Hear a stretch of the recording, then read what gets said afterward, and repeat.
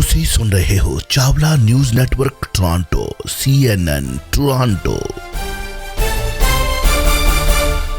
Welcome back ਦੋਸਤੋ। 1320 metre band ਤੇ ਪੰਜਾਬ ਵਸਦਾ ਗੁਰਾਂ ਦੇ ਨਾਂ ਤੇ ਸੈਗਮੈਂਟ ਲੈ ਕੇ ਹਾਜ਼ਰ ਨੇ ਸਾਡੇ ਮੰਨੇ ਪ੍ਰਮੰਨੇ ਵਰਲਡ ਵਾਈਡ ਪੱਤਰਕਾਰ ਸਰਦਾਰ ਜਸਬੀਰ ਸਿੰਘ ਜੀ ਪੱਟੀ ਫਰੋਮ ਪੰਜਾਬ। ਪੱਟੀ ਸਾਹਿਬ, ਵਾਹਿਗੁਰੂ ਜੀ ਕਾ ਖਾਲਸਾ, ਵਾਹਿਗੁਰੂ ਜੀ ਕੀ ਫਤਿਹ। ਵਾਹਿਗੁਰੂ ਜੀ ਕਾ ਖਾਲਸਾ, ਵਾਹਿਗੁਰੂ ਜੀ ਕੀ ਫਤਿਹ। ਚਾਵਲਾ ਸਾਹਿਬ, ਕੀ ਹਾਲ ਚਾਲ? ਠੀਕ ਠਾਕ ਹੋ? ਬੜੀ ਕਿਰਪਾ ਜੀ, ਤੁਸੀਂ ਸੁਣਾਓ? ਚੜ੍ਹਦੀ ਕਲਾ, ਬਾਬੇ ਦੀ ਕਿਰਪਾ। ਬਾਬੇ ਦੀ ਕਿਰਪਾ ਤਾਂ ਸ਼੍ਰੋਮਣੀ ਅਕਾਲੀ ਦਲ ਤੇ ਹੈ। ਤੁਹਾਡਾ ਵੀ ਲੈ ਲਈਏ ਨਜ਼ਰੀਆ, ਵੈਸੇ ਗੱਲ ਤਾਂ ਕਰ ਚੁੱਕੇ ਹਾਂ। ਤਰਨ ਤਾਰਨ, ਵੈਸੇ ਇਹਨੂੰ ਸ੍ਰੀ ਤਰਨ ਤਾਰਨ ਸਾਹਿਬ ਕਹਿੰਦੇ ਨੇ। ਸ੍ਰੀ ਤਰਨ ਤਾਰਨ ਇਤਿਹਾਸਕ ਨਗਰੀ ਹੈ, ਬਹੁਤ ਵੱਡਾ ਨਾਮ ਹੈ ਤਰਨ ਤਾਰਨ ਤੋਂ। ਸ਼੍ਰੋਮਣੀ ਅਕਾਲੀ ਦਲ ਬਾਦਲ ਦੇ ਇਸਤਰੀ ਵਿੰਗ ਦੀ ਜਨਰਲ ਸਕੱਤਰ ਹੈ, ਉਹ ਅੱਜ ਕੱਲ੍ਹ ਚਰਚਾ 'ਚ ਹੈ। ਤੇ ਬੀਬੀ ਜਗੀਰ ਕੌਰ ਦੀ ਸੱਜੀ ਬਾਂਹ ਮੰਨੀ ਜਾਂਦੀ। ਇੱਕ ਫੋਟੋ ਵੀ ਬੜੀ ਵਾਇਰਲ ਹੋ ਰਹੀ ਹੈ, ਜਸਵਿੰਦਰ ਕੌਰ ਜੱਸੀ ਕਹਿੰਦੇ 1 ਕਿਲੋਗ੍ਰਾਮ ਹੈਰੋਇਨ ਦੇ ਨਾਲ ਹੱਥ ਘੜੀਆਂ ਲੱਗੀਆਂ। ਖਾਸ ਤੌਰ 'ਤੇ ਫਿਰੋਜ਼ਪੁਰ ਤੋਂ ਕਾਂਗਰਸੀ ਵਿਧਾਇਕ ਪਰਮਿੰਦਰ ਸਿੰਘ ਪਿੰਕੀ ਦਾ ਸਾਥੀ ਰਾਜਕੁਮਾਰ ਹਿੰਨੂ ਸਮੇਤ ਗ੍ਰਿਫਤਾਰ, ਉਹ ਵੀ। ਤੇ ਬੀਬੀ ਜਗੀਰ ਕੌਰ ਤੇ ਪਿੰਕੀ ਨੇ ਪੱਲਾ ਝਾੜਿਆ, ਕੋਈ ਨਾਤਾ ਨਾ ਹੋਣ ਤੱਕ ਕੀਤਾ ਵਾਦਾ। ਬੀਬੀ ਕਹਿੰਦੀ ਮੇਰੇ ਨਾਲ ਨਹੀਂ ਕੋਈ ਸਾਥ ਹੈਗਾ। ਵੈਸੇ ਚਲੋ ਫੋਟੋਆਂ ਤਾਂ ਯਾਰ ਆ ਜਾਂਦੀਆਂ ਨੇ, ਕਿਸੇ ਨਾ ਕਿਤੇ ਇਕੱਠੇ ਹੁੰਦੇ ਨੇ ਤਾਂ ਖਿੱਚੀਆਂ ਜਾਂਦੀਆਂ ਨੇ। ਸਾਡੇ ਤਾਂ ਇੱਥੇ ਪ੍ਰਧਾਨ ਮੰਤਰੀ ਤੱਕ ਵੀ ਫੋਟੋਆਂ ਨੋਰਮਲੀ ਬੰਦਾ ਖਿਚਾ ਲੈਂਦਾ। ਤੇ ਬੀਬੀ ਜਗੀਰ ਕੌਰ ਦੇ ਨਾਲ ਦੀ ਫੋਟੋ ਛਪੀ ਹੈ, ਬੀਬੀ ਨੇ ਪੱਲਾ ਝਾੜ ਲਿਆ। ਤੁਹਾਡਾ ਨਜ਼ਰੀਆ ਕੀ ਆ? ਫਿਰ ਆਪਾਂ ਅੱਗੇ ਵੱਧਦੇ ਹਾਂ, ਪਹਿਲਾਂ ਬਾਬਿਆਂ ਕੋਲ ਤਾਂ ਜਾਣ ਲਈਏ। ਕੁੰਵਰ ਵਿਜੇ ਪ੍ਰਤਾਪ ਨੇ ਇੱਕ ਗੱਲ ਕਹੀ ਹੈ, ਉਹ ਕਹਿੰਦਾ ਕਿ ਜੇ ਕਿਤੇ ਸਿਆਸੀ ਆਗੂਆਂ ਦੀ ਸਾਰਿਆਂ ਦੀ ਛਾਣਬੀਣ ਕੀਤੀ ਜਾਵੇ ਤੇ ਅਸਲੀ ਇਹ ਮੁੱਢ ਇਹ ਨਿਕਲਣ। ਕਿਆ ਬਾਤ। ਇਹਦੇ ਚ ਕੋਈ ਦੋ ਰਾਵਾਂ ਵੀ ਨਹੀਂ। ਮੈਂ ਉਹਨਾਂ 100% ਸਹਿਮਤ। ਸਿਆਸੀ ਆਗੂਆਂ ਦੀ ਹਮਾਇਤ ਤੇ ਪੁਲਿਸ ਦੀ ਸ਼ਹਿ ਤੋਂ ਬਗੈਰ ਇੱਕ ਤੇ ਪੱਤਾ ਨਹੀਂ ਹਿਲ ਸਕਦਾ। ਹੁਣ ਇਹ ਇਲਾਕਾ ਤੁਹਾਡਾ ਵਾ ਜੀ, ਪੱਟੀ ਤੁਹਾਡਾ ਨਹੀਂ ਹੈ। ਇੱਕ ਚੰਬਲ ਘਾਟੀ ਦੀ ਡਾਕੂ ਸੀ ਬੀਬੀ ਫੂਲਨ ਦੇਵੀ। ਮੈਂ ਕਿਹਾ ਜੀ ਪੱਟੀ ਇਲਾਕਾ ਤੁਹਾਡਾ ਨਹੀਂ ਹੈ, ਤਰਨ ਤਾਰਨ ਪੱਟੀ 'ਚ ਨਹੀਂ ਆਉਂਦਾ। ਨਹੀਂ ਜੀ, ਮੈਂ ਫਤਿਹਬਾਦ ਦੀ ਗੱਲ ਕਰਦਾ ਜੀ, ਚੰਬਲ ਦੀ ਗੱਲ, ਚੰਬਲ ਪਿੰਡ ਦੀ ਗੱਲ। ਠੀਕ ਹੈ ਚਲੋ। ਹਾਂ ਜੀ, ਕਰੋ ਫਤਿਹਾਬਾਦ ਦੀ ਗੱਲ ਕਰ ਲਓ, ਕੋਈ ਨਹੀਂ। ਫੂਲਨ ਦੇਵੀ ਤੇ ਚੰਬਲ ਘਾਟੀ ਦੀ ਡਾਕੂ ਸੀਗੀ। ਇਹ ਬੀਬੀ ਚੰਬਲ ਪਿੰਡ ਦੀ ਹੈ। ਅੱਛਾ। ਚੰਬਲ ਪਿੰਡ ਦੀ ਹੋਣ ਕਰਕੇ ਬੀਬੀ ਜਗੀਰ ਕੋਲ ਚੰਗੇ ਸੰਬੰਧ ਸੀ। ਉਸ ਦਾ ਕੋਈ ਫਾਈਨਾਂਸ ਵੀ ਕਰਦੀ ਹੋਵੇ ਉਹਨੂੰ, ਕਿਉਂਕਿ ਫਾਈਨਾਂਸ ਤੋਂ ਬਗੈਰ ਲੀਡਰ ਏਡੇ ਵੱਡੇ ਉਹਦੇ ਦਿੰਦੇ ਨਹੀਂ ਅੱਜ ਕੱਲ੍ਹ। ਕਿੱਥੇ ਚੰਬਲ ਤੇ ਕਿੱਥੇ ਫਤਿਹਾਬਾਦ, ਕਿਆ ਬਾਤ। ਚਲੋ ਦੇਖੋ, ਗੱਲ ਤੇ ਅਭੀ ਹਾਲ ਦੀ ਕੜੀ ਮਤਲਬ ਨਾਤਾ ਮੇਰੇ ਨਾਲ ਜੋੜ ਕੇ ਚੱਲਣਾ ਤੁਸੀਂ। ਤੁਹਾਡੇ ਨਾਲ ਜੋੜਿਆ ਜੀ, ਮੈਂ ਇਲਾਕੇ ਦੀ ਗੱਲ ਕੀਤੀ। ਪਰ ਪੱਟੀ ਤੋਂ ਲਾਗੇ ਪੈਂਦੀ ਹੈ, ਚੰਬਲ ਪੱਟੀ ਤੋਂ ਕਹਿੰਦੇ ਲਾਗੇ ਪੈਂਦਾ। ਨਹੀਂ, ਇੱਥੇ ਸਾਡੇ ਪਾਸੇ ਲਾਗੇ ਪੈਂਦਾ।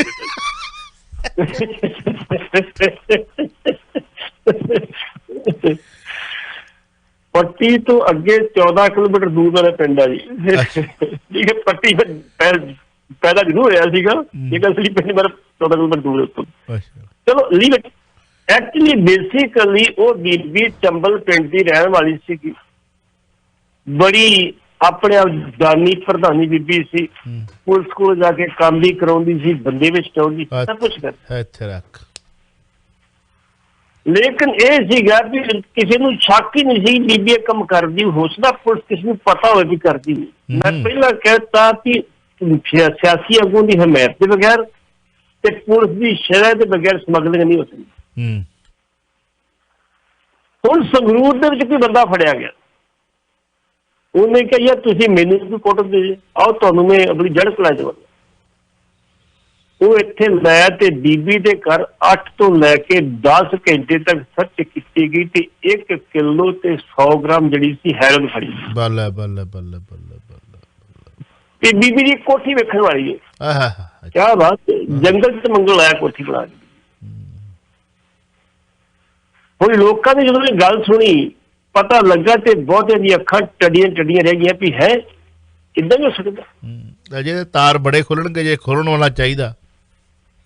ਮੈਂ ਤੇ ਕਹਿੰਦਾ ਜੀ, ਜੇ ਕਿਤੇ ਸਹੀ ਤਰੀਕੇ ਨਾਲ ਜਾਂਚ ਪੜਤਾਲ ਹੋ ਜਾਵੇ, ਜਿੱਦਾਂ ਰਾਣੂ ਦੀ ਹੋਈ, ਗੁਰਦੀਪ ਸਿੰਘ ਰਾਣੂ, ਇੱਥੋਂ ਤੱਕ ਕਈਆਂ ਉਹਦੀਆਂ ਤਾਰਾਂ, ਇਹਦੀ ਵੀ ਪੜਤਾਲ ਸਹੀ ਹੋ ਜਾਏ ਤੇ ਮਾਝੇ ਦੇ ਜਰਨੈਲ ਤੱਕ ਆ ਜਾਣੀ ਮੁੜ ਕੇ। ਕਿਹੜੇ ਆਉਂਦੇ ਜਰਨੈਲ, ਇਹ ਤਾਂ ਵੱਖਰੀ ਗੱਲ ਹੈ, ਪਰ ਖੁੱਲਣਗੀਆਂ ਜ਼ਰੂਰ। ਹਾਂਜੀ, ਖੁੱਲਣਗੀਆਂ। ਹੁਣ ਅੱਗੇ ਖੋਲਦੇ ਕਿ ਨਹੀਂ ਖੋਲਦੇ ਨਹੀਂ ਪਤਾ, ਕਿ ਉੱਥੇ ਵੀ ਤੇ ਆਪਣੇ ਵਰਗੇ ਬੈਠੇ ਨਾ ਜੀ, ਬਾਹਰ ਵੀ ਬੈਠੇ। ਇਸ ਕਰਕੇ ਬੀਬੀ ਕੋਲੋਂ ਇਹ ਫੜੀ ਗਈ ਆ, ਤੇ ਬੀਬੀ ਜਗੀਰ ਕੌਰ ਨਾਲ ਤਸਵੀਰਾਂ ਵੀ ਸਾਹਮਣੇ ਆ ਗਈਆਂ, ਗੱਲਬਾਤ ਵੀ ਸਾਹਮਣੇ ਆ ਗਈ। ਚਲੋ ਜੇ ਅਸੀਂ ਕਹਿੰਦੇ ਵੀ ਬੀਬੀ ਜੀ ਤੁਹਾਡਾ ਨਾਤਾ ਨਹੀਂ, ਜਿੱਡਾ ਵੱਡਾ ਤੁਸੀਂ ਅਹੁਦਾ ਦਿੱਤਾ, ਆਪਣੀ ਪ੍ਰਧਾਨਗੀ ਦੇ ਬਰਾਬਰ ਦਾ ਅਹੁਦਾ ਹੁੰਦਾ ਜਨਰਲ ਸੈਕਟਰੀ। ਅੱਛਾ, ਕਹਿੰਦੇ ਉਹ ਸਾਬਕਾ ਆ, ਭਾਵੇਂ ਸਾਬਕਾ ਹੋਈ ਦਿੱਤਾ ਨਾ, ਬੀਬੀ ਨੇ ਤਾਂ ਉਹਨੂੰ ਪ੍ਰਧਾਨ ਦਾ ਬੰਦਾ। ਅੱਛਾ, ਰਾਤੋਂ ਰਾਤ ਸਾਬਕਾ ਹੋ ਗਈ ਕਿ ਜਾਂ ਪਹਿਲਾਂ ਸੀਗੀ ਸਾਬਕਾ ਹੋ ਗਈ ਸਾਬਕਾ, ਕਿ ਮੇਰੇ ਕੋਲ ਜਿਹੜੀ ਅਖਬਾਰ ਚ ਪੜੀ ਉਹਦੇ ਜਨਰਲ ਸੈਕਟਰ ਲਿਖਿਆ ਉਹਨਾਂ ਨੇ, ਰਾਤੋਂ ਰਾਤ ਸਾਬਕਾ ਹੋ ਗਈ ਆ ਜੀ। ਓਏ ਹੋਏ, ਗਿਰਗੜ ਵੀ ਰੋਂਦੀ ਹੋਣੀ ਆ ਵਿਚਾਰੀ, ਮੇਰਾ ਨਾਂ ਗਿਰਗੜ ਕਿਉਂ ਰੱਖਿਆ। ਜੀ ਜੀ, ਵੇਖੋ ਬੀਬੀ ਨੂੰ ਕੋਈ ਫਰਕ ਨਹੀਂ ਪੈਂਦਾ, ਬੀਬੀ ਦਾ ਨਾਂ ਕਿਹੜਾ ਪਹਿਲਾਂ ਜੁੜ ਲੱਗਿਆ ਜਿਹੜੇ ਕੇਸਾਂ ਦਾ। ਬੀਬੀ ਦਾ ਥੋੜਾ ਚਰਚਾ ਹੋਇਆ, ਬੜਾ ਕੁਛ ਹੋਇਆ, ਉਹਦੀ ਲੜਕੀ ਕਰਕੇ ਆ, ਉਹਦੇ ਕੁਐਸਚਨ ਕਰਕੇ ਹੋਇਆ, ਮੁੜ ਕੇ ਜੇਲ੍ਹ ਚ ਹੋਇਆ, ਕਿੱਥੇ ਬੀਬੀ ਦੀ ਚਰਚਾ ਨਹੀਂ ਹੋਈ।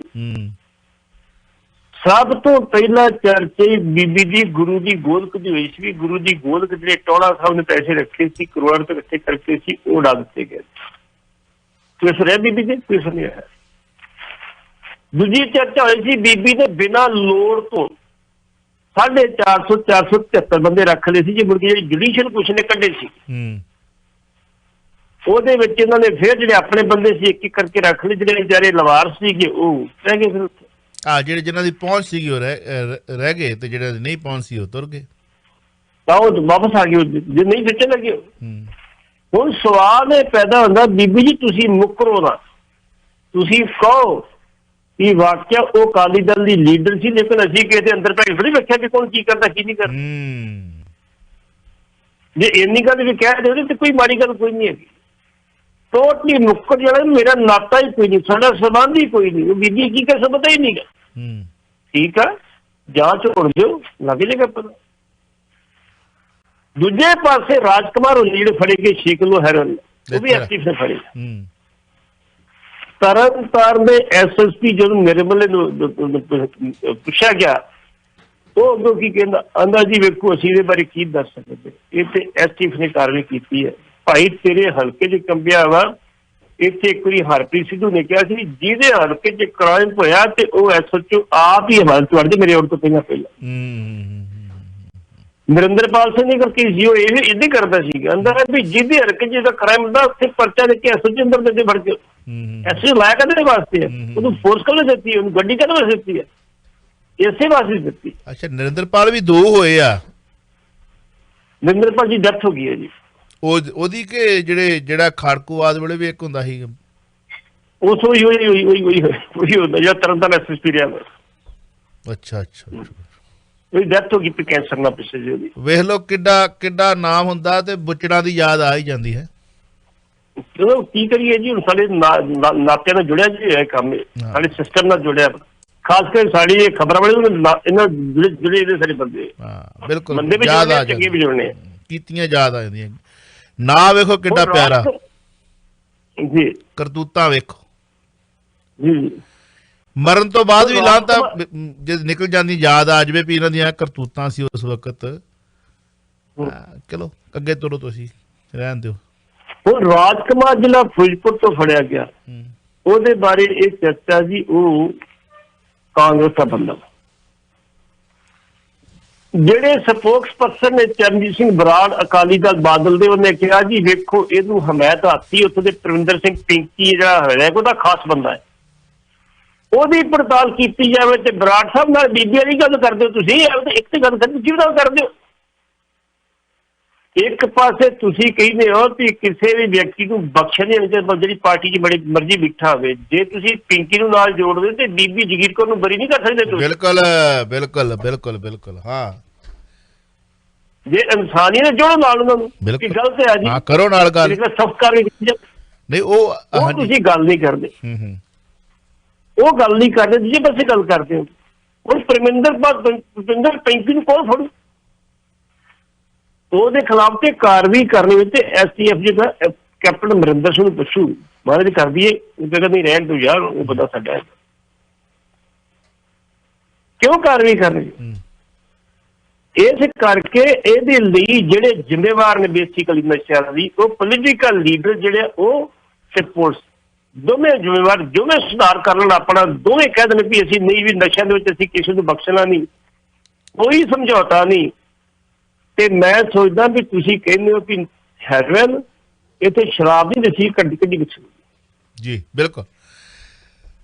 ਬਟ ਸਾਹਿਬ ਇੱਕ ਟੈਕਸ ਆਇਆ ਮੈਨੂੰ ਕਿ ਸੁਣਿਆ ਕਿ ਕਰੋਨਾ 'ਚ ਮਤਲਬ ਟੈਕਸ ਆ 13 ਰੇਟ ਹੋ ਗਿਆ ਇੰਡੀਆ ਦੇ ਵਿੱਚ ਨਾ, ਉਹਦੇ ਬਾਰੇ ਕੋਈ ਜਾਣਕਾਰੀ? ਪੰਜਾਬ ਵਿੱਚ ਕਿੰਨੇ ਦੀ ਲੱਗੂਗੀ ਕਰੋਨਾ ਵੈਕਸੀਨ, ਕਿਉਂਕਿ 3 ਰੇਟ ਹੋ ਗਏ ਨੇ ਇਹਦੇ ਵਿੱਚ? 3 ਰੇਟ ਕੀਤੇ ਜਿਹੜੀ ਕੋਵਿਡ ਕੰਪਨੀ, ਉਹਨੇ ਕਿਹਾ ਵੀ ਜਦੋਂ ਅਸੀਂ ਕੇਂਦਰ ਸਰਕਾਰ ਨੂੰ ਦਿਆਂਗੇ ਉਹ 1.5 ਆਪਣੇ ਹੁੰਦੇ ਆ 150 ਰੁਪਏ 'ਚ ਇੱਕ ਦੇਸ਼ ਤੇ 3 ਰੇਟ। ਜੇ ਅਸੀਂ ਸਟੇਟ ਗਵਰਨਮੈਂਟ ਨੂੰ ਦੇਵਾਂਗੇ ਤੇ 400 ਰੁਪਏ ਦਾ ਦਿਆਂਗੇ। ਅੱਛਾ, ਕੇਂਦਰ ਨੂੰ ਦੇਵਾਂਗੇ ਤੇ 150 ਦਾ? ਹਾਂਜੀ ਹਾਂਜੀ। ਤੇ ਜੇ ਸੂਬਾ ਸਰਕਾਰ ਨੂੰ ਦੇਵਾਂਗੇ ਤੇ 400 ਦਾ। ਤੇ ਜੇ ਕੋਈ ਪ੍ਰਾਈਵੇਟ ਹਸਪੀਟਲ ਸਾਡੇ ਕੋਲ ਮੰਗਦੇ ਉਹਨੂੰ 600 ਰੁਪਏ ਦਿਆਂਗੇ। ਇੱਥੇ ਰੱਖ, ਇਹਨੂੰ ਕਹਿੰਦੇ ਆ ਵਪਾਰੀ। ਬੇਸਿਕਲੀ ਚਾਵਲਾ ਸਾਹਿਬ, ਇਹ ਜਿਹੜੀ ਆ ਪੈਂਡੈਮਿਕ ਜਿਹੜੀ ਮਹਾਂਮਾਰੀ ਹੈ, ਤੇ ਮਹਾਂਮਾਰੀ ਜੇ ਸਰਕਾਰ ਦੀ ਡੀਟੀ ਹੁੰਦੀ ਹੈ ਫ੍ਰੀ ਇਲਾਜ ਕਰਨ ਦੀ, ਉਸ ਪਾਸੇ ਤੇ ਮੋਦੀ ਸਾਹਿਬ ਆਉਂਦੇ ਨਹੀਂ। ਜਿਹੜਾ ਪਰਸਨ ਸੰਬੋਧਨ ਕੀਤਾ ਉਹਦਾ ਇੱਕ ਵੀ ਗੱਲ ਨਹੀਂ ਕੀਤੀ ਵੀ ਅਸੀਂ ਫ੍ਰੀ ਟੀਕਾ ਲਾਵਾਂਗੇ, ਨਹੀਂ ਜੀ, ਰਲ ਕੇ ਕੰਟਰੋਲ ਕੀਤਾ ਜਾਵੇ, ਇਹ ਮਹਾਂਮਾਰੀ ਹੈ ਜੀ, ਫਲਾਣੀ ਹੈ ਜੀ, ਇੱਕ ਵਾਰੀ ਨਹੀਂ ਕਿਹਾ। ਇਸ ਕਰਕੇ ਆਖਰਕਾਰ ਆ ਕੇ ਦੇ ਅੱਗੇ ਸਮਾਜਿਕ ਸੰਸਥਾਵਾਂ ਅੱਗੇ ਆਉਣਗੀਆਂ, ਉਹ ਕਹਿਣਗੇ ਭਾਈ ਅਸੀਂ ਪੈਸਾ ਖਰਚ ਕਰਦੇ, ਤੁਸੀਂ ਟੀਕੇ ਲਾਉਣ ਵਾਲੇ ਬਣੇ ਫ੍ਰੀ। ਲੇਕਿਨ ਕੀ ਜਿਹੜੀ 30,000 ਕਰੋੜ ਰੁਪਈਆ ਰੱਖਿਆ ਸੀ ਇਹਦੇ ਵਾਸਤੇ, ਉਹ ਕਿੱਥੇ ਗਿਆ? ਮੋਦੀ ਸਾਹਿਬ ਉਹੀ ਦੱਸੋ ਕਿੱਥੇ ਚਲਾ ਗਿਆ? ਜਿਹੜਾ PM ਕੇਅਰ ਫੰਡ ਵਿੱਚ 3,000 ਕਰੋੜ ਰੁਪਇਆ ਪਹਿਲੇ ਸੱਟੇ ਆਇਆ ਸੀ, ਉਹ ਕਿੱਥੇ ਗਿਆ? ਮੰਗਵਾਇਆ ਤੁਸੀਂ ਕਰੋਨਾ ਕਰਕੇ ਹੈ ਨਾ, ਕਿੱਥੇ ਗਿਆ? ਤੁਸੀਂ ਉਹ ਤੇ ਆਰਟੀ ਤੇ ਵੀ ਦੱਸਣ ਨੂੰ ਤਿਆਰ ਨਹੀਂ ਹੈਗੇ ਵੀ ਦੱਸੋ ਕਿੱਥੇ ਗਏ ਸੀ। ਇਸ ਕਰਕੇ ਵਾਕਈ ਇਹ ਵਪਾਰੀਆਂ ਦੀ ਸਰਕਾਰ, ਉਹ ਕਹਿੰਦੇ ਵੀ ਲੋਕੀ ਪੈਸੇ ਇਕੱਠੇ ਖੂਹ 'ਚ, ਜਿਹੜਾ ਕਾਰੂ ਬਾਦਸ਼ਾਹ ਸੀ ਨਾ, ਉਹ ਕਹਿੰਦੇ ਮੁਰਦਿਆਂ ਦੇ ਮੂੰਹ 'ਚ ਪੈਸੇ ਕੱਢ, ਜਿਹੜੇ 1 ਰੁਪਇਆ ਉਹਦੀ ਮਰ ਲੱਗਿਆ ਪੌਦੇ ਸੀ ਉਸ ਟਾਈਮ ਦੇ ਉੱਤੇ, ਉਹ ਵੀ ਕੱਢ ਲਏ ਸੀ। ਇਸ ਕਰਕੇ ਸਰਕਾਰ ਉਹ ਆ ਕਿ ਪੈਸੇ ਕੱਢ ਲਓ ਲੋਕਾਂ ਦੀ ਜੇਬ ਦੇ ਵਿੱਚੋਂ। ਤੁਹਾਨੂੰ ਪਤਾ ਹੋਏਗਾ ਕਿ ਜਿਹੜੀ ਇਸ ਵੇਲੇ ਗਰੀਬੀ ਦੀ ਰੇਖਾ ਉਹ 7.5 ਕਰੋੜ 'ਚ ਵੱਧ ਆ ਲੋਕਾਂ ਦੀ। ਜਿਹੜੀ ਮਿਡਲ ਕਲਾਸ ਜਿਹੜੀ ਆ ਉਹ 3.5% ਘਟੀ, ਮਤਲਬ ਉਹ ਗਰੀਬੀ ਰੇਖਾ ਚਲੇ ਗਈ। ਜਿਹੜੀ ਗਰੀਬੀ ਰੇਖਾ 'ਚ ਉਹ ਗਿਣਤੀ ਵੱਧ ਗਈ ਉਹਨਾਂ ਦੀ। ਉਹ ਕਿਉਂ ਹੋਈ? ਜਦੋਂ ਕਿਸੇ ਕੋਲ ਰੁਜ਼ਗਾਰ ਨਹੀਂ ਰਿਹਾ, ਕਿਸੇ ਕੋਲ ਕੰਮ ਹੀ ਨਹੀਂ ਰਿਹਾ, ਤੇ ਫਿਰ ਗਰੀਬ ਹੋਊਗਾ, ਅਮੀਰ ਤੋਂ ਹੋਣਾ ਰਿਹਾ ਕਿਤੇ। ਵੈਸੇ ਕਾਰੂ ਦੀ ਗੱਲ, ਜੇ ਕਾਰੂ ਦੀ ਗੱਲ ਕਰਦੇ ਆ ਤੇ ਭਾਵੇਂ ਉਹ ਲਾਲਚੀ ਸੀ, ਹੰਕਾਰੀ ਸੀ, ਲੋਭੀ ਸੀ, ਜੋ ਕੁਝ ਵੀ ਸੀ, ਦੰਭੀ ਸੀ, ਜਿੱਦਾਂ ਮਰਜ਼ੀ ਕਹਿ ਲਓ, ਉਹ ਸਾਰੇ ਪੱਖ ਉਹਦੇ ਜਿਹੜੇ ਨੇ, ਮਤਲਬ ਕੀ ਕਹਿ ਲਓ ਹਨਾ, ਜੋ ਸੀਗੇ, ਪਰ ਕਿਤੇ ਜ਼ਬਾਨ ਦਾ ਬੜਾ ਪੱਕਾ ਸੀ। ਜ਼ਬਾਨ ਦਾ ਉਹਨੇ ਜਿਹੜੀ ਸੇਲ ਲਾਈ ਸੀ ਇੱਕ ਔਰਤ ਦੀ, ਨਹੀਂ, ਉਹਨੇ ਆਪਣੀ ਧੀ ਦੀ ਸ਼ਾਦੀ ਦਾ ਢੰਡੋਰਾ ਪਟਾਇਆ ਸੀ ਵੀ ਜਿਹੜਾ ਵੀ ਮੇਰੇ ਰਾਜ ਦੇ ਵਿੱਚ, ਬਿਲਕੁਲ ਜਿਹੜਾ ਵੀ ਮੇਰੇ ਰਾਜ ਦੇ ਵਿੱਚ ਸੋਨੇ ਦੀ ਮੋਹਰ ਲੈ ਕੇ ਆ ਜੇ, ਪੂਰਾ ਐ ਕਰ ਦੇਖ ਲਿਆ ਵੀ ਸਾਰਾ, ਮਤਲਬ ਮੈਂ ਆਪਣੇ ਰਾਜ ਤੋਂ ਖਜ਼ਾਨਾ ਲੋਕਾਂ ਦੇ ਕੋਲੋਂ ਲੈ ਲਿਆ ਵਾ, ਜੋ ਵੀ ਹੈਗਾ ਧਨ ਦੌਲਤ, ਕਿਉਂਕਿ ਉਸ ਵਕਤ ਸੋਨੇ ਦੀਆਂ ਮੋਹਰਾਂ ਕਿਤੇ ਚੱਲਦੀਆਂ, ਪੂਰਾ ਯਕੀਨ ਹੋ ਗਿਆ ਸੀਗਾ। ਖੱਚਰਾਂ ਤੇ ਚਾਬੀਆਂ ਉਹਦੀਆਂ ਜਿਹੜੀਆਂ ਸੀ ਲੱਦੀਆਂ ਜਾਂਦੀਆਂ ਸੀ, ਖੱਚਰਾਂ ਤੇ ਚਾਬੀਆਂ ਖਜ਼ਾਨੇ ਦੇ ਲੱਦੀ ਜਾਂਦੀਆਂ ਸੀ। ਚਲੋ ਸਾਨੂੰ ਤੁਹਾਨੂੰ ਸੇਧ ਦੇਣ ਵਾਸਤੇ ਆ ਜਾਂ ਕਿਸੇ ਵੀ ਤਰ੍ਹਾਂ ਵਾ, ਪਰ ਉਹ ਕਹਿੰਦੇ ਨੇ ਕਿ ਢੰਡੋਰਾ ਪੱਟਣ ਵਾਲਾ ਜਿਵੇਂ ਸਾਡੇ ਮੀਡੀਆ ਕਰਮੀ, ਉਸ ਵਕਤ ਦਾ ਉਹ ਮੀਡੀਆ ਕਰਮੀ ਸੀਗਾ ਕਿ ਪਿੰਡਾਂ ਦੇ ਵਿੱਚ ਹੋਕਾ ਜਾ ਕੇ ਦਿੰਦਾ ਸੀਗਾ ਵੀ ਜੇ ਕਿਸੇ ਕੋਲੋਂ ਸੋਨੇ ਦੀ ਮੋਹਰ ਹੈਗੀ ਆ ਤੇ ਰਾਜਾ ਕਾਰੂ ਉਹ ਆਪਣੀ ਧੀ ਦਾ ਵਿਆਹ ਉਹਦੇ ਨਾਲ ਕਰੂਗਾ। ਜੀ ਜੀ ਜੀ, ਔਰ ਕਹਿੰਦੇ ਨੇ ਕਿ ਇੱਕ ਆ ਜਿਹੜੀ ਬੱਕਰੀਆਂ ਚਾਰਨ ਵਾਲਾ ਉਹ ਗੱਲ ਸੁਣ ਕੇ ਆਪਣੀ ਮਾਂ ਦੇ ਖਹਿੜੇ ਪੈ ਗਿਆ। ਮਾਂ ਤੂੰ ਕਹਿੰਦੀ ਸਾਂ ਕਿ ਕਿਸੇ ਵੇਲੇ ਤੇਰੇ ਬਾਪੂ ਦੀ ਬੜੀ ਚੜ੍ਹਾਈ ਹੁੰਦੀ ਸੀ, ਮੈਨੂੰ ਸੋਨੇ ਦੀ ਮੋਹਰ ਦੇ, ਮੈਂ ਰਾਜੇ ਦੀ ਕੁੜੀ ਨਾਲ ਵਿਆਹ ਕਰਾਉਣਾ। 1 ਦਿਨ 2 ਦਿਨ 3 ਦਿਨ 4 ਦਿਨ ਕਹਿੰਦੇ ਖਹਿੜੇ ਪਿਆ ਰਿਹਾ ਉਹ।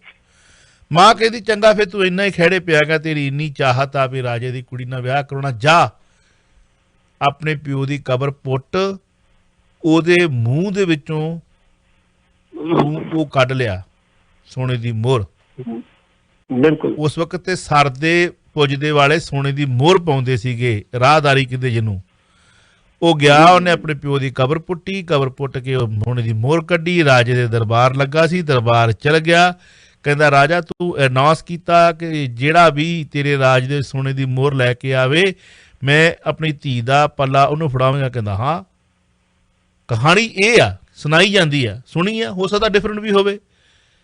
ਕਹਿੰਦਾ ਵੀ ਵਿਆਹ ਤੇ ਚਲੋ ਤੇ ਨਾ ਬਾਹਰ ਕਰਦੇ, ਗ੍ਰਿਫਤਾਰ ਕਰ ਲਿਆ, ਵੀ ਦੱਸ ਆਇਆ ਕਿੱਥੋਂ ਆ ਤੂੰ? ਸੋਨੇ ਦੀ ਮੋਹਰ ਲੈ ਕੇ ਆਇਆ ਤੇ ਆਇਆ ਕਿੱਥੋਂ? ਪਹਿਲਾਂ ਤਾਂ ਤੇਰੀ ਇਹ ਖੋਜਬੀਨ ਕਰਨੀ। ਵਿਆਹ ਤੇ ਚਲੋ ਠੀਕ ਆ, ਹੋਣਾ ਹੀ ਆ, ਸਵੰਬਰ ਜਿਹੜਾ ਰਚਾਇਆ ਜਾਂਦਾ ਸੀ ਉਸ ਵਕਤ। ਉਹਨੇ ਦੱਸਿਆ ਕਿ ਮੈਂ ਆਪਣੇ ਪਿਓ ਦੀ ਕਬਰ ਨੂੰ ਪੁੱਟਿਆ ਤੇ ਮੇਰੇ ਪਿਓ ਦੀ ਮੂੰਹ ਦੇ ਵਿੱਚੋਂ ਮੈਂ ਜਿਹੜਾ ਹੈ ਇਹ ਸੋਨੇ ਦੀ ਮੋਹਰ ਲੈ ਕੇ ਆਇਆ, ਤੇ ਉਸ ਲਾਲਚੀ ਇਨਸਾਨ ਨੇ ਸੋਨੇ ਦੀ ਉਹ ਮੋਹਰ ਇਹ ਵੇਖ ਕੇ ਮੁਰਦਿਆਂ ਦੀਆਂ ਕਬਰਾਂ ਪਟਾਤੀਆਂ ਸੀ। ਕਬਰਾਂ ਪਟਾਤੀਆਂ ਸੀਗੀਆਂ, ਐਡਾ ਉਹ ਲਾਲਚੀ ਸੀ। ਆਪਾਂ ਕੱਲ ਕਹਿ ਦਿੰਦੇ ਆ ਕਿ ਕਾਰੂ ਦੀਆਂ ਮਤਲਬ ਕਾਰੂ ਬਾਦਸ਼ਾਹ ਚਲ ਗਿਆ, ਉਹਨੇ ਖਜ਼ਾਨਾ ਮਤਲਬ ਹਨਾ ਕਬਰਾਂ ਪਟਾ ਲਈ। ਕਬਰਾਂ ਪਟਾਉਣ ਪਿੱਛੇ ਕਾਰਨ ਕੀ ਸੀ? ਪਰ ਇੱਕ ਵਜਨ ਦਾ ਪੱਕਾ ਸੀ, ਕਹਿੰਦੇ ਮੁੜ ਕੇ ਉਹਨੂੰ ਵਿਆਹ ਵੀ ਕਰਨਾ ਪਿਆ ਸੀ ਆਪਣੀ ਧੀ ਦਾ। ਪਰ ਖੈਰ ਵੌਇਸ ਆਫ ਸਿਟੀ 1320 ਤੇ ਮੁੜਦੇ ਆਪਾਂ, ਕਾਲਾਂ ਫਲੈਸ਼ ਹੋ ਰਹੀਆਂ ਨੇ।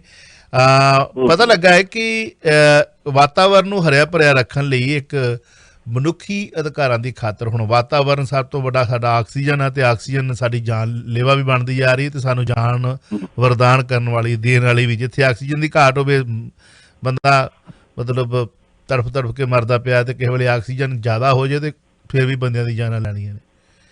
ਛੋਟੀ ਜਿਹੀ ਉਮਰ ਦੀ ਹੈ, ਕ੍ਰਾਂਤੀਕਾਰੀ ਭੂਮਿਕਾ ਨਿਭਾਉਣ ਵਾਲੀ ਗ੍ਰੇਟਾ ਥੁਨਬਰਗ। ਕਰੋਨਾ ਲਈ ਉਸ ਨੇ 1 ਲੱਖ ਯੂਰੋ, ਹੁਣ 1 ਲੱਖ ਯੂਰੋ ਕਾਫੀ ਵੱਡਾ ਨਾਮ, ਕਾਫੀ ਵੱਡੀ ਰਕਮ ਬਣ ਜਾਂਦੀ ਹੈ।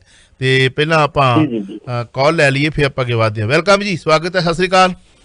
ਵੱਡਾ ਨਾਮ, ਕਾਫੀ ਵੱਡੀ ਰਕਮ ਬਣ ਜਾਂਦੀ ਹੈ।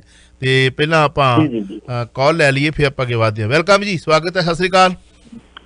ਹਾਂਜੀ ਸਤਿ ਸ੍ਰੀ ਅਕਾਲ ਚਾਵਲਾ ਸਾਹਿਬ, ਭੱਟੀ ਸਾਹਿਬ। ਸਤਿ ਸ੍ਰੀ ਅਕਾਲ ਜੀ। ਸਤਿ ਸ਼੍ਰੀ ਅਕਾਲ ਜੀ। ਸਤਿ ਸ਼੍ਰੀ ਅਕਾਲ ਜੀ। ਭੱਟੀ ਸਾਹਿਬ, ਸਾਨੂੰ ਤਕਰੀਬਨ 1 ਮਹੀਨਾ ਹੋ ਗਿਆ ਜਿਹੜਾ ਗੁਰੂ ਗ੍ਰੰਥ ਸਾਹਿਬ ਦੀ ਜਿਹੜੀ ਬੇਦਬੀ ਇਹਦੇ ਬਾਰੇ ਗੱਲਾਂ ਡਿਸਕਸ਼ਨ ਕਰਦੇ ਆ। ਰੋਜ਼ ਕੋਈ ਨਾ ਨਵੇਂ ਟਵਿਸਟ ਆ ਜਾਂਦਾ, ਨਵੇਂ ਕਦੇ ਇੱਧਰੋਂ ਟਵਿਸਟ ਹੋ ਜਾਂਦਾ, ਕਦੇ ਇੱਧਰੋਂ ਟਵਿਸਟ ਹੋ ਜਾਂਦਾ।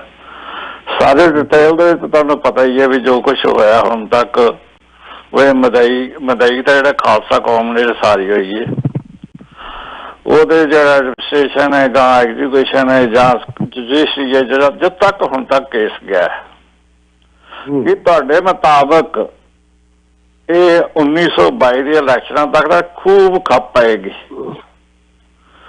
ਮੇਰਾ ਖਿਆਲ ਹੈ, ਮੇਰਾ ਖਿਆਲ ਮੈਂ ਕਹਿਣਾ, ਬਾਕੀ ਤੁਹਾਡੀ ਮੈਂ ਉਹ ਨਜ਼ਰੀਆ ਲੈਣਾ, ਕਿ ਮੈਨੂੰ ਲੱਗਦਾ ਨਹੀਂ ਜਿਹੜੇ ਤਰੀਕੇ ਨਾਲ ਹੁਣ ਸਿਸਟਮ ਚੱਲ ਰਿਹਾ ਕਿ ਸਿੱਖਾਂ ਨੂੰ ਮਤਲਬ ਜਿਹੜਾ ਮੁਲਜ਼ਮ ਹੈ ਉਹਨੂੰ ਸਜ਼ਾ ਮਿਲੇਗੀ ਜਾਂ ਅੱਗੇ ਆਏਗਾ। ਪਰ ਇੱਕ ਗੱਲ ਹੈ, ਜੇ ਕੋਈ ਵੱਖਰਾ ਕੋਈ ਸ਼ੇਰ ਹੋ ਜਾਏ ਤਾਂ ਕੋਈ ਆਪਣੇ ਤੌਰ ਤੇ ਉਹਨੂੰ ਪੱਕਾ ਪਤਾ ਲੱਗ ਜਾਏ ਤੇ ਉਹ ਲੈ ਜਾਏ ਤੇ ਉਹ ਵੱਖਰੀ ਗੱਲ ਹੈ, ਕਿਉਂਕਿ ਸਿੱਖ ਹਿਸਟਰੀ ਦੱਸਦੇ ਆਉਂਦੇ ਆ। ਤੁਹਾਡਾ ਕੀ ਖਿਆਲ ਹੈ? ਬੜਾ ਡੂੰਘਾ ਇਸ਼ਾਰਾ ਕਰ ਗਏ ਵਿਰਕ ਸਾਹਿਬ। ਜਿੱਥੋਂ ਤੱਕ ਵਿਰਕ ਸਾਹਿਬ ਤੁਸੀਂ ਗੱਲ ਕੀਤੀ ਆ, ਬੜੀ ਦੂਰ ਜਾ ਡਿੱਗੇ ਹੋ। ਨਹੀਂ, ਜੇ ਹੁਣ ਮੈਂ ਤੁਹਾਡੀ ਸਮਝ ਨੂੰ ਸਮਝ ਕੇ ਇਸ ਨਿੱਕੀ ਜੀ ਗੱਲ ਨੂੰ ਯੋਧਿਆਂ ਦੇ ਨਾਲ ਜੋੜ ਦੇਵਾਂ ਤਾਂ ਫਿਰ ਕੋਈ ਹੱਥਕਥਨੀ ਨਹੀਂ। ਚਲੋ ਗੱਲ ਤਾਂ ਆਪਾਂ ਕਰਨੀ ਹੈ। ਜਿਹੜਾ ਤੁਸੀਂ ਹੁਣ ਸਿਆਣੇ ਨੇ ਕਿਹਾ, ਹਣੇ ਸਿਆਣੇ ਦਾ ਕਿਹਾ ਤੇ ਔਲੇ ਦਾ ਖਾਧਾ ਕਹਿੰਦੇ ਬਾਅਦ ਪਤਾ ਲੱਗਦਾ। ਪਰ ਹੁਣ ਸਿਆਣੇ ਦੇ ਕਹਿ ਦੇ ਉੱਤੇ ਥੋੜ੍ਹਾ ਜਿਹਾ ਜੇ ਰੰਗਲਾ ਪੰਜਾਬ ਨਾ ਬੋਲੇ ਤੇ ਫਿਰ ਕਾਹਦਾ ਰੰਗਲਾ ਪੰਜਾਬ? ਤੁਸੀਂ ਮੈਨੂੰ ਲੱਗਦਾ ਹੈ ਕਿ ਬਾਬਾ ਗਰਜਾ ਸਿੰਘ, ਬਾਬਾ ਬੋਤਾ ਸਿੰਘ ਵਾਲੇ ਪਾਸੇ ਚਲ ਗਏ ਹੋ। ਨਹੀਂ ਜੀ, ਮੈਨੂੰ ਸਾਰੇ ਪਾਸੇ ਹਨੇਰਾ ਹੀ ਨਹੀਂ, ਚਲੋ ਹੁਣ ਠੀਕ ਆ, ਮੈਂ ਬੋਲਦਾ ਬਾਬਾ ਗਰਜਾ ਲਾਈਟ ਥੋੜੀ ਜਦੋਂ ਦੱਸੀ ਜੇ ਤੁਸੀਂ ਮੌਜੂਦਾ ਸਿੰਘਾਂ ਵੀ ਚਲ ਜਾਓ, ਕੋਈ ਵੱਡੀ ਗੱਲ ਨਹੀਂ। ਚਲੋ ਕੋਈ ਗੱਲ ਉੱਥੋਂ ਸ਼ੁਰੂ ਹੋ ਕੇ ਇੱਧਰ ਆ ਜਾਓ ਜਿਹੜੀ ਤੁਸੀਂ ਗੱਲ ਦਾ ਪਤਾ ਵੀ 36 ਸਾਲ ਹੋ ਗਏ 1984 ਦੀ ਕਾਂਡ ਵਾਪਰੀ ਨੂੰ, ਨਵੰਬਰ 1984 ਕੋਈ ਇਨਸਾਫ ਮਿਲਿਆ ਨਹੀਂ ਜੀ। ਰੌਲਾ ਪਿਆ, ਕਿੰਨਾ ਰੌਲਾ ਪਿਆ, ਲੇਕਿਨ ਇਹਨਾਂ ਕੇਸਾਂ ਦਾ 70 ਸਾਲਾਂ ਜਿੰਨਾ ਰੌਲਾ ਪਿਆ 70 ਸਾਲਾਂ ਦਾ ਰੌਲਾ ਪੈ ਗਿਆ ਇਹਨਾਂ ਕੇਸਾਂ ਦਾ। ਕਿਸੇ ਦੇ ਕੰਨ ਤੇ ਜੂ ਸਰਕੀ, ਕਿਸੇ ਦੀ ਕਿ ਨਾ ਇਹ ਸਰਕਣੀ ਹੈ, ਨਾ ਇਹ ਸਰਕਣੀ। ਏਦਾਂ ਹੀ ਕਾਲੇ ਮਾਲੇ ਹੁੰਦੇ ਰਹਿਣੇ, ਏਦਾਂ ਹੀ ਕੰਮ ਚੱਲਦਾ ਰਹਿਣਾ। ਜਿਹੜੀ ਗੱਲ ਤੁਸੀਂ ਕਹੀ ਹੈ, ਮੈਂ ਥੋੜਾ ਜਿਹਾ ਹੁਣ ਐਗਜ਼ਾਮਪਲ ਨਾਲ ਦੇ ਦਿਆਂ। ਤੁਹਾਨੂੰ ਪਤਾ ਹੋਏਗਾ ਕਿ 2007 ਦੇ ਵਿੱਚ ਇੱਕ ਵਾਰੀ ਤੇ 2004 ਵਾਰੀ ਦੂਜੀ ਵਾਰੀ ਜਥੇਦਾਰ ਅਕਾਲ ਤਖਤ ਨੇ ਇੱਕ ਸ਼ਬਦ ਕਹੇ ਸੀ, ਇਹਦਾ ਨਿਚੋੜ ਮੈਂ ਤੁਹਾਨੂੰ ਦੱਸਣ ਲੱਗਾ। ਹਾਂ ਬਿਲਕੁਲ, ਹਾਂਜੀ ਹਾਂਜੀ ਯਾਦ ਆ ਗਿਆ ਮੈਨੂੰ। ਉਹਨੇ ਇੱਕ ਗੱਲ ਕਹੀ ਸੀ ਵੀ ਸਿੱਖ ਕੌਮ ਦੇ ਵਿੱਚ ਸਿਰ ਲੈਣ ਵਾਲਿਆਂ ਦੀ ਤੇ ਸਿਰ ਦੇਣ ਵਾਲਿਆਂ ਦੀ ਕਮੀ ਨਹੀਂ। ਬਿਲਕੁਲ ਬਿਲਕੁਲ ਬਿਲਕੁਲ। ਜਿਹੜੀ RSS ਆ, ਜਿਹੜੀ ਸੋਚ ਸਮਝ ਕੇ ਬਿਆਨ ਦੇਵੇ। ਵਿਰਕ ਸਾਹਿਬ, ਤੁਹਾਡੇ ਸਾਰੇ ਸਵਾਲ ਦਾ ਜਵਾਬ ਇਹਦੇ ਵਿੱਚ ਹੀ ਹੈ।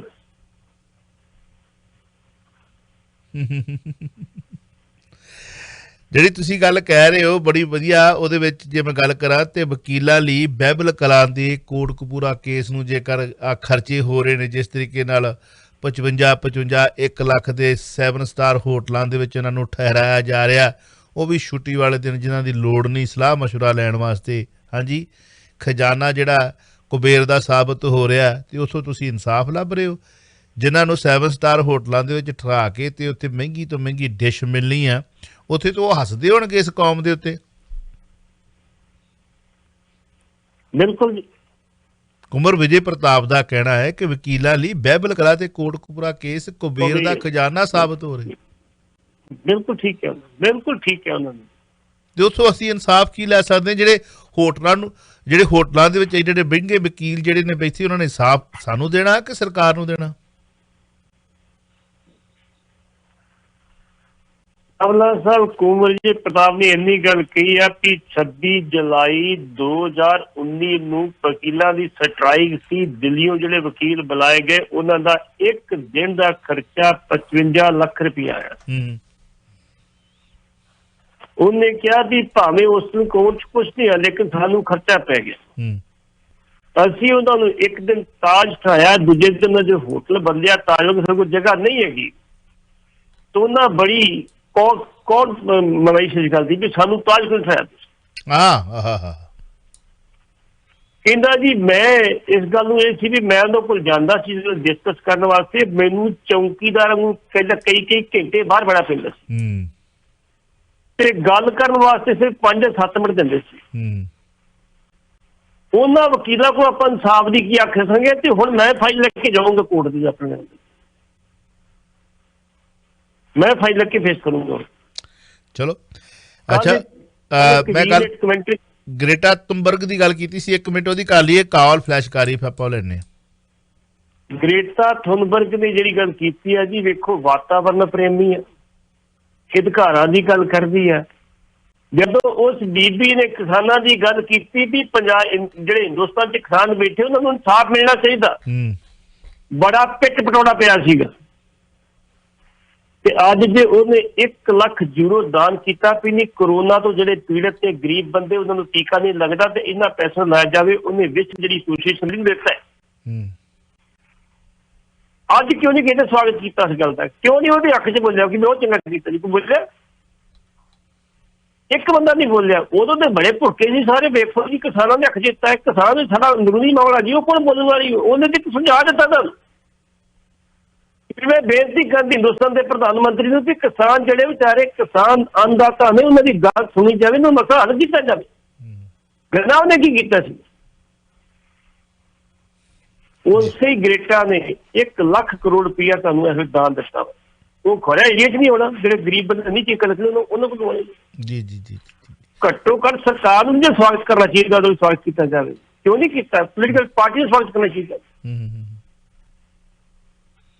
ਜਿਹੜਾ ਚਲੋ ਆਪਾਂ ਅੱਗੇ ਬਾਅਦ ਜੇ ਸਾਡਾ ਕਾਲਰ ਨੇ ਤਾਂ ਸਮਾਂ ਵੀ ਸਾਡੇ ਕੋਲ ਥੋੜਾ ਹੈ, ਤੇ ਸਵੇਰੇ 9 ਵਜੇ ਫਿਰ ਸ਼ੋਅ ਕਰਨਾ ਜੀ ਗੁੱਡ ਮਾਰਨਿੰਗ ਸ਼ੋਅ, ਇਸ ਕਰਕੇ ਆਪਾਂ ਇਹ ਸੈਕੰਡ ਲਾਸਟ ਕਾਲ ਲੈਂਦੇ। ਵੈਲਕਮ ਜੀ। ਹਾਂਜੀ, ਸਤਿ ਸ੍ਰੀ ਅਕਾਲ ਜੀ। ਦੁਬਾਰਾ ਫਿਰ ਮੈਂ ਇਸ ਕਰਕੇ ਆਇਆ, ਛੋਟਾ ਜਿਹਾ ਸਵਾਲ ਹੈ ਪੱਟੀ ਸਾਹਿਬ। ਸਿੱਖ ਕੌਮ ਨੇ ਮਤਲਬ ਜਦੋਂ ਦਾ ਲੱਗਾ ਹੈ ਇਹਨਾਂ ਨੇ ਡਿਵੈਲਪਮੈਂਟ ਵੀ ਬੜੀ ਕੀਤੀ, ਨਾਮਾਂ ਵੀ ਬੜਾ ਖੱਟਿਆ, ਪਰ ਮੈਂ ਸੋਚਦਾ ਵੀ ਜਦੋਂ ਦਾ SGPC ਜਿਹੜੀ ਅਸਲੀ ਕੰਟਰੋਲ ਕਰਦੀ ਹੈ ਸਾਡੇ ਸਿੱਖ ਧਰਮ ਸੰਸਥਾਵਾਂ ਦੇ ਉੱਤੇ, ਇਹਦੇ ਉੱਤੇ ਪੋਲੀਟਿਕਸ ਦਾ ਜਾਂ ਰਾਜ ਦਾ ਅਸਰ ਹੋ ਗਿਆ, ਉਦੋਂ ਲੈ ਕੇ ਥੱਲੇ ਜਾਂਦਾ ਰਿਹਾ। ਮੇਰਾ ਖਿਆਲ ਹੈ ਵੀ ਸਿੱਖ ਕੌਮ ਜ਼ਿਆਦਾ ਪ੍ਰਫੁੱਲਿਤ ਕਰੇਗੀ ਜੇ ਪੋਲੀਟਿਕਸ ਨੂੰ ਇੱਕ ਪਾਸੇ ਕਰਕੇ ਇਸ ਤਾਕਤ ਤੋਂ ਪਰਾਂ ਕਰਕੇ ਇਹਨੂੰ ਟੋਟਲੀ ਇੰਡੀਪੈਂਡੈਂਟ ਕੀਤਾ ਜਾਵੇ ਤਾਂ ਮੇਰਾ ਖਿਆਲ ਹੋ ਸਕਦਾ ਹੈ ਕਿ ਜ਼ਿਆਦਾ ਨੁਕਸਾਨ ਅੱਗੇ ਨਾ ਹੋਵੇ। ਤੁਸੀਂ ਆਪਣੇ ਵਿਚਾਰ ਦਿਓ ਪਲੀਜ਼। ਮਿਹਰਬਾਨੀ ਜੀ। ਸਮਾਂ ਥੋੜਾ 30 ਸੈਕਿੰਡ ਨੇ ਪੱਟੀ ਸਾਹਿਬ। ਜਦੋਂ ਇਹਦੀ ਬੁਨਿਆਦ ਰੱਖੀ ਗਈ ਹੈ, ਜਿਹੜੇ ਸਿਆਣੇ ਆਗੂ ਸੀ ਨਾ, ਸਾਡੇ ਸਿਆਣੇ ਆਗੂ, ਉਹਨਾਂ ਨੇ ਕਿਹਾ ਸੀ ਵੀ SGPC ਦੇ ਐਕਟ ਦਾ ਅਸੀਂ ਵਿਰੋਧ ਕਰਦੇ। ਵਿਰੋਧ ਕੋਈ ਕੀਤਾ ਸੀ ਉਹਨਾਂ ਨੇ ਵਿਰੋਧ ਇਸ ਕਰਕੇ ਕੀਤਾ ਵੀ ਸਾਡੇ ਵਿੱਚ ਨਾ ਸਿਲੈਕਸ਼ਨ ਦੀ ਕੋਈ ਗੱਲ ਆ ਤੇ ਨਾ ਇਲੈਕਸ਼ਨ ਦੀ ਕੋਈ ਗੱਲ। ਸਾਡੇ ਬੰਦੇ ਜਿਹੜਾ ਡਿਜ਼ਰਵ ਕਰਦਾ, ਗੁਣਾਤਮਕ, ਜਿਹੜਾ ਬੰਦਾ ਉਹ ਸੂਝ ਰੱਖਦਾ ਵਾ, ਉਹਨੂੰ ਅਸੀਂ ਪ੍ਰਬੰਧ ਦੇਵਾਂਗੇ। ਲੇਕਿਨ ਜਿਹੜੇ ਮੇਰੇ ਵੇਲੇ ਆਗੂ ਸੀ ਉਹਨਾਂ ਕੋਲ ਲੈ ਸਰਕਾਰ ਸਾਨੂੰ ਦੇਣ ਦੀ, ਇਹਨਾਂ ਨੂੰ ਕੀ ਪਤਾ ਬੁੱਢਿਆਂ ਦੇ ਰੌਲਾ ਪਾਈ ਜਾਂਦੇ।